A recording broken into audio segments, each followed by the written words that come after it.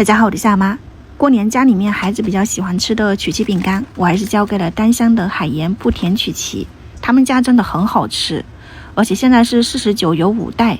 我记得他们之前店里面是10几一袋的，然后其他地方也都是，所以真的可以闭眼冲。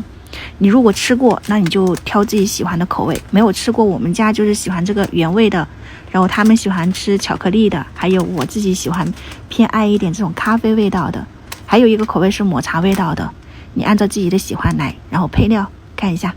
去年也是快过年的时候和大家分享过一次，